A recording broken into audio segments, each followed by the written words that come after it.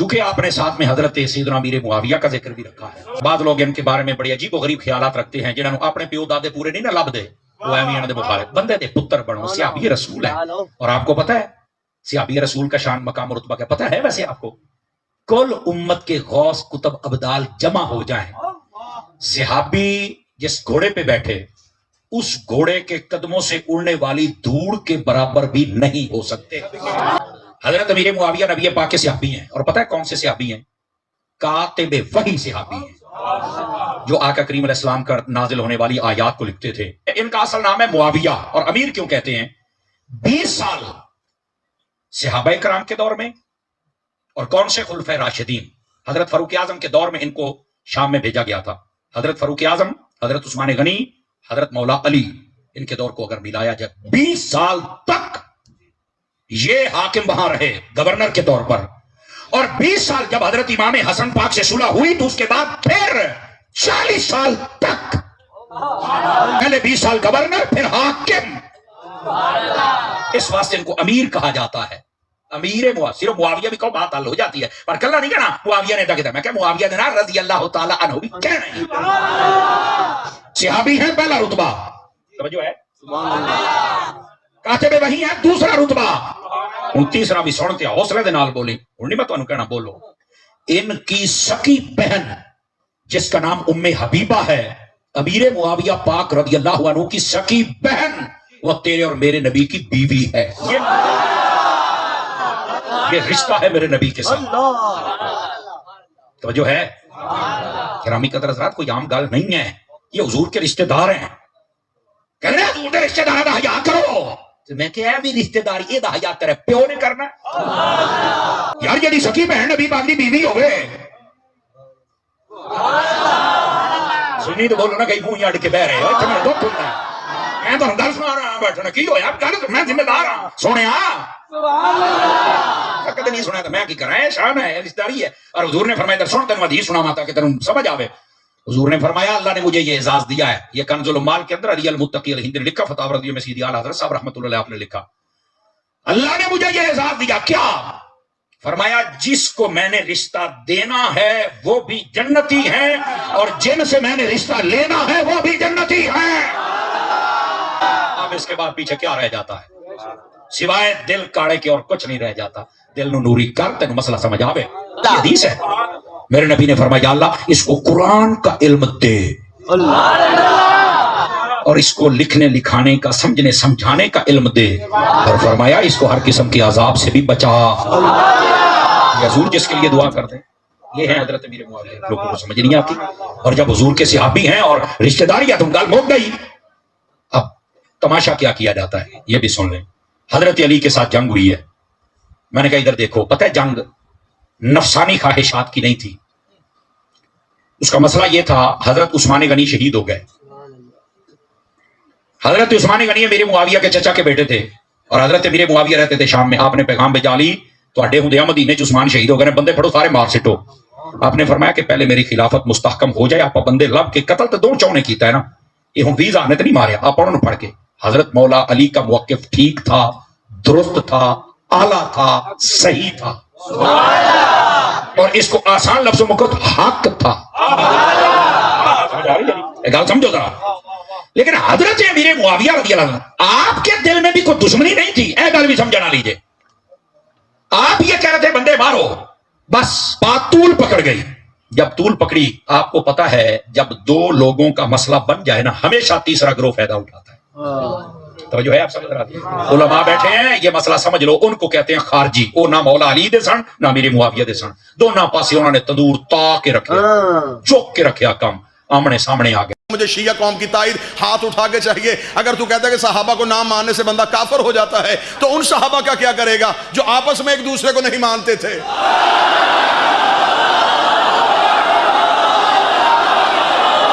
क्या करोगे उनका? जंगे सफीन में इधर भी सहाबी हैं, उधर भी सहाबी।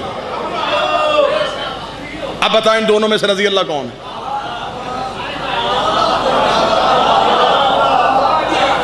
इधर वाले उधर वालों से लड़ रहे हैं, आपस में बंदे मर रहे हैं। बता इनमें से हक पे कौन है। जंगे जमल में इधर भी सहाबी हैं, उधर भी सहाबी, नहरवान में इधर भी सहाबी हैं, उधर भी सहाबी, खालिद बिन वलीद भी सहाबी कह रहे हो, मालिक बिन नवैरा को भी सहाबी कह रहे हो। एक कत्ल कर रहा है, एक कत्ल हो रहा है, एक मदीने से निकाल रहा है, एक मदीने से निकल रहा है, दोनों रज़ी अल्लाह कैसे? ये सिर्फ इतने 1400 साल से तुमने सिर्फ एतराज ही किया है। हमने और तारीख में गहराई में जाके कहा यजीद के दादा की हुसैन के दादा से दुश्मनी क्या थी? क्या ये दुश्मनी किसी प्रॉपर्टी, किसी जगीर की वजह से थी? क्या यजीद का दादा जो था वो दावा करता था कि मैं मक्का का सरदार हूं और हुसैन का दादा कहता था मैं नहीं? दुश्मनी की वजह थी मोहम्मद रसूल अल्लाह।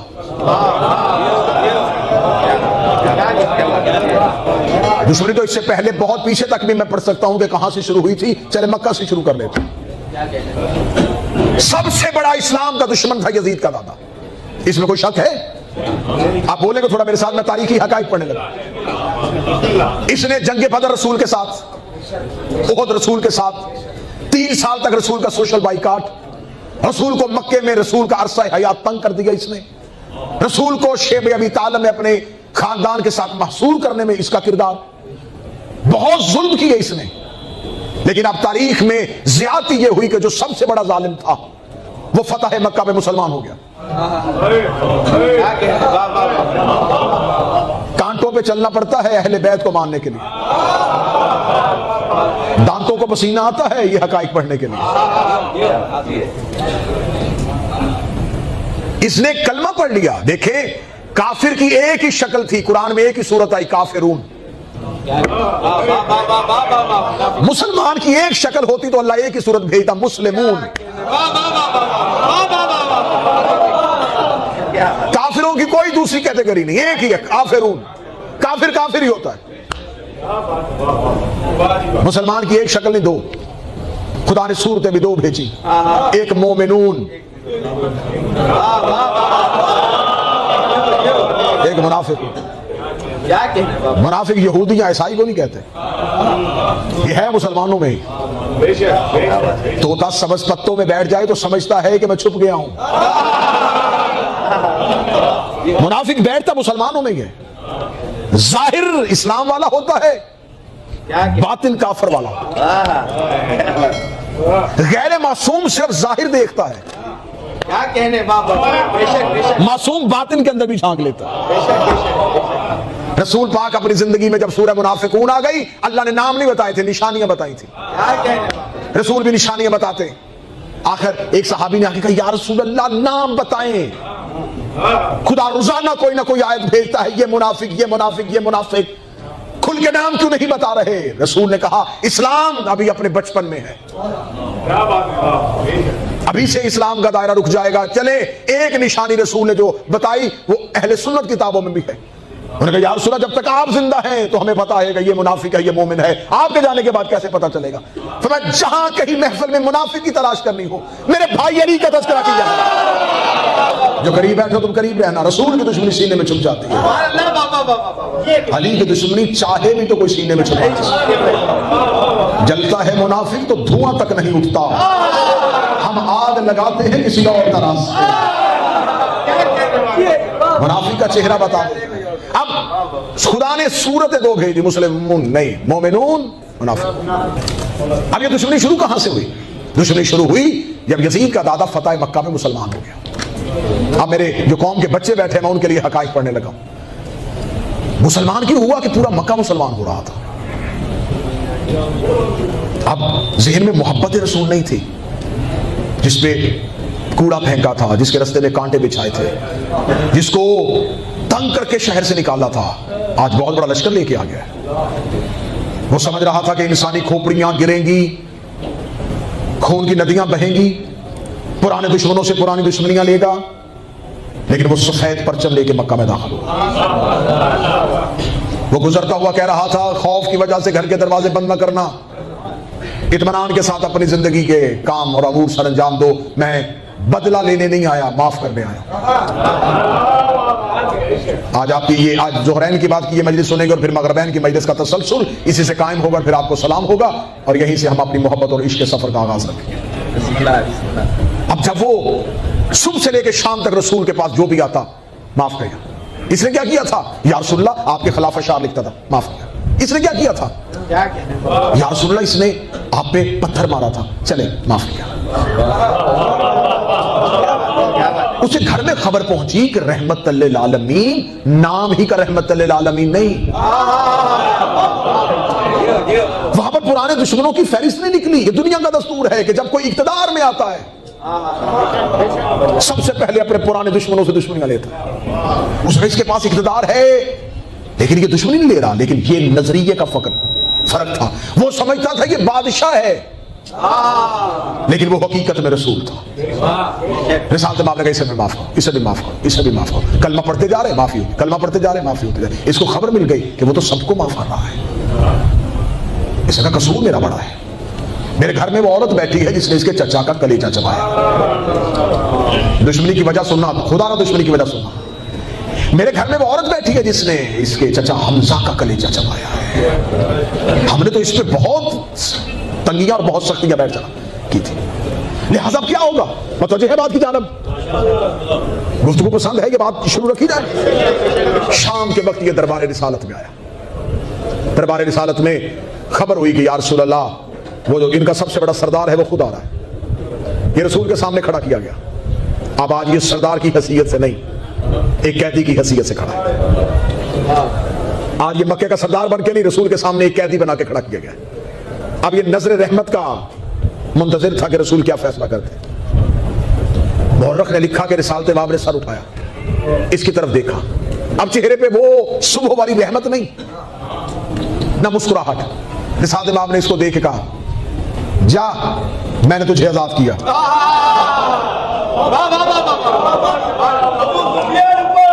जा मैंने तुझे आजाद किया। अब यहां से दुश्मनी शुरू होने लगी है।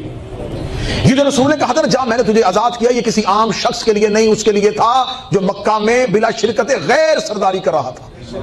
उसके लिए कहते जा मैंने तुझे आजाद किया। ये जुमला नहीं था, ये उसकी शख्सियत का कत्ल था। वो सारी जिंदगी कहता रहा, काश मुझे अब्दुल्ला का बेटा फतेह मक्का पे कत्ल कर देता, मुझे ये शर्मिंदगी की मौत ना देता। कि उसने मुझे सामने खड़ा करके कहा, जा मैंने तुझे आजाद किया। वो जब भी मक्का की गलियों से निकलता तो वो लोग जो उसकी सरदारी की वजह से डरते थे, उसको देख के मुस्कुरा के कहते, ये है वो जिसे मोहम्मद ने आजाद किया। दुश्मनी की वजह सुनोगे तो नतीजे में तुम्हारी रूहें खुश हो जाएंगी। साथ में कहा, जा मैंने तुझे आजाद किया। ये घर में गया, हसरत से हाथ कर रहा था, क्या हो गया मुझसे? मैं तो समझा था कि ये मोहब्बत के साथ मुझे कहेगा, आए ए सरदार मक्का, आप भी मुसलमान हो रहे हैं, ये मुझे तख्त में बिठाएगा, इज्जत देगा। इसने मुझे जलील करने की इंतहा कर दी कि जा मैंने तुझे आजाद किया। अब मजबूरन कलमा पढ़ चुका था, वापस जा नहीं सकता था। अब ये मक्का में रहने के काबिल नहीं रहा। इसने अपनी अगली नस्ल को कहा कि आप मक्का में ना रहना, जितनी देर मक्का में रहोगे जिल्लत की मौत मरोगे। कि तुम्हारे बाप को मुस्तफा ने आजाद किया था, मदीना चले जाए ना, मदीना भी ना जाना। इसकी नस्ल शाम मुंतकिल हो गई इस जिल्लत के एक ताने की वजह से। अबू सुफियान ने मरते हुए अपने बेटे को वसीयत की, उसका मेरे बाद तख्त मिले, ताज मिले, और अगर इस्लाम का इक्तदार अपने हाथों में लेने में कामयाब हो गया और मेरी रूह को सुकून देना चाहो तो इसी मुस्तफा की नस्ल में से किसी को दरबार में खड़ा करके कहना, जा मैंने तुझे आजाद किया। बेटा मुंतकिल हो गया और दिल में वो दुश्मनी। इसने खिलाफत के दूसरी खिलाफत के दौर में इन्होंने शाम में हुकूमत संभाल ली थी, दमिश्क के गवर्नर बन गए थे। तीसरा खलीफा तो था ही इनका बनी उमैया का। तीसरी खिलाफत में इन्होंने अपनी जड़ों को मजबूत कर लिया था। बसरा इनके पास आ गया था, मिस्र इनके पास आ गया था, कूफा इनके पास आ गया था। दिल में वही बाप की वसीयत, एक अहले बैत में से फर्द खड़ा करना, वही वसीयत को पूरा करने के लिए कभी सफीन में आता, किसी तरीके से कोई खानदान मोहम्मद में फर्द गिरफ्तार करूं, उसे अपने सामने दरबार में खड़ा करके जा मैंने तुझे आजाद किया। अली ने सफीन में इसकी साजिशों का मुकाबला किया, जमल में इसकी साजिशों को अली समझ गए, नहरवान में अली ने इनकी मुनाफिकत का सामना किया, अमीर अल मोमिनीन ने इसे शाम तक महदूद किया और इसे कूफे के अंदर नहीं आने दिया। आखिर इसने कूफा में अमीर अल मोमिनीन का कत्ल करवा दिया। कत्ले अली हो गया, लेकिन बाप का सीना ठंडा जो करना था वो हसरत पूरी नहीं हुई। इसने कहा मैंने अली को इतना कमजोर कर दिया था कि अली के जाने के बाद अब हसन को मैं दरबार में बुला लूंगा, और ये बिल्कुल करीब था अपने हदफ के। इसने मौला इमाम हसन के इर्द गिर्द के साथियों को इतना खरीद के इमामत को इतना कमजोर कर दिया था कि ये इमाम को कैद करने में बिल्कुल करीब था। इमाम हसन इमाम थे, इसकी शरारत को समझ गए और इमाम ने मुआहिदा लिख के इसके दिल की हसरत को वही दफन कर दिया। ये तारीखी हकाइक है जो मैं आपके सामने पढ़। इमामत कमजोर हो गई, अफराद की किल्लत हो गई, लोग चले गए। इमाम हसन को मजबूरन मदाइन में जाके मुख्तार के चचा के घर पनाह लेनी पड़ी। आखिर इमाम वापस मदीना चले गए, हसरत वही की वही रह गई। ये मर गया और मरते हुए अपने बेटे को बता गया अपने बाप की वसीयत।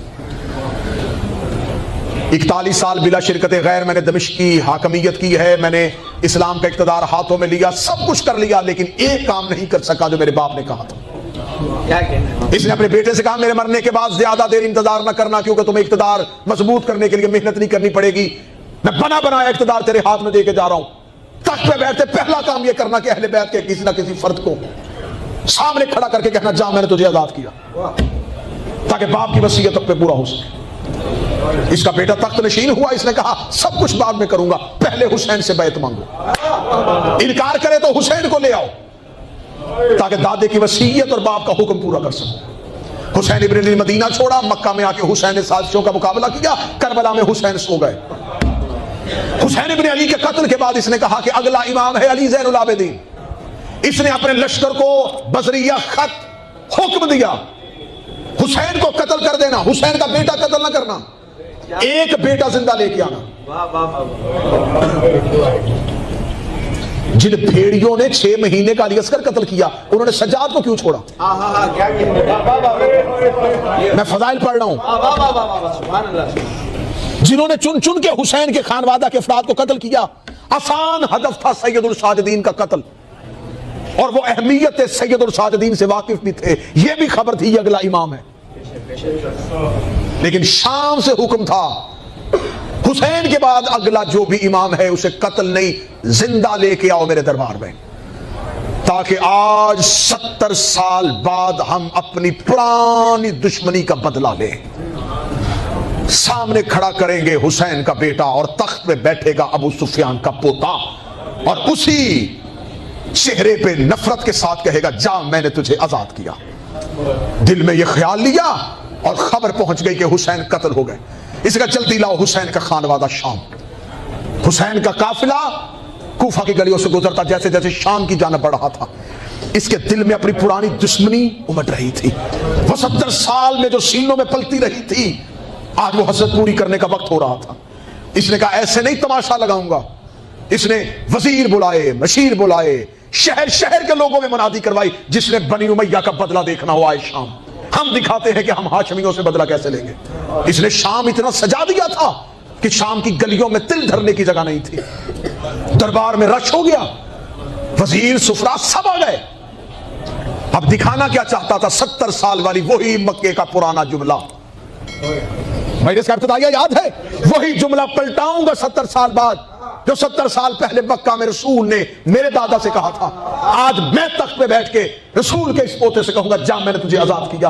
ये तख्त पे बैठा हुआ था, जो ही से खबर पहुंची कि हुसैन इब्न अली के खानवादा का काफिला शाम के बाजार में दाखिल होकर दरबार की जानिब बढ़ रहा है। इसने अपने सर पे ताज रखा, इसने अपने आप को हीरो जवाहरात के साथ मुज़य्यन किया। ये तख्त की सबसे ऊंची निजीली पे आके बैठा। इसने कहा अब मैं लूंगा अपना 70 साल का पुराना बदला। इसके दिल की धड़कनें तेज हो रही थी कि मेरे बाप की वसीयत थी, मेरे दादे की हसरत थी, आज मैं उसको पूरी करने के लिए आया हूं। इसने दरबार में रश बढ़ा दिया था। आज मैं लोगों को अपने इख्तिदार का मजा दिखाऊंगा। आज मैं लोगों को बताऊंगा कि उमैया बदला कैसे लेते हैं, हाशमियों से कैसे बदला लिया जाता है। इधर अली की बेटी का ये काफिला और सैयदुल साजिदीन की काफिला सराय में मीरे कारवा की हसीयत से यजीद के दरबार की जानिब बढ़ रहा था। इधर सैयदुल साजिदीन का पहला कदम दरबार में आया। इसके दिल की धड़कनें और जवान हुई कि आज 70 साल के बाद वही बदला लेने लगा हूं। जा मैंने तुझे आजाद किया। सैयदुल साजिदीन के कदम चलते चलते सज्जाद कैदी हालत में इसके तख्त के सामने आके खड़े हुए। है। इसकी जुब्दिल से पलने वाली वो हसरत एक जुमले की सूरत में इसके रगों से होती हुई इसकी जुबान के ऊपर आके रुकी।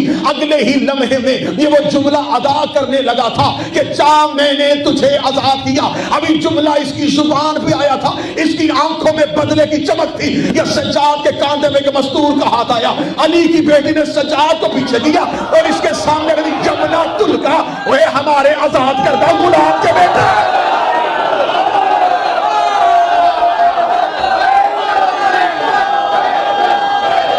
जबरदुल का अली की बेटी सामने आ गई। जाओ जाओ जाके पढ़ो किताबों में। 70 साल की दुश्मनी वही राख बन गई। 70 साल नस्लें जवान हुई थी बदला लेने के लिए। इसके सर में वो ताज वही का वही रह गया। आंखों में आंखें लग रहा, किसको कहा आजाद करदा गुलाम के बेटे। फिर कभी मेहमान भी तेरे हैं, दरबार भी तेरा है। अगर इतना मजमा सजा ही लिया है, अब तू बताएगा या मैं बताऊं? मक्का में तेरे दादे को मेरे नाने ने आजाद किया।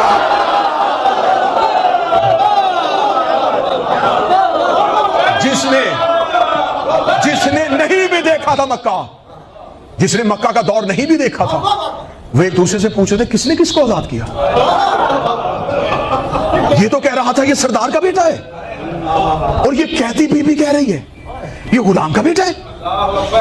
तख्त इसका, 70 साल की हसरत है इनकी, दरबार इनका। मजमे की तवज्जो हो गई अली की बेटी की तरफ। अब बीबी दुश्मन के दरबार में बोली।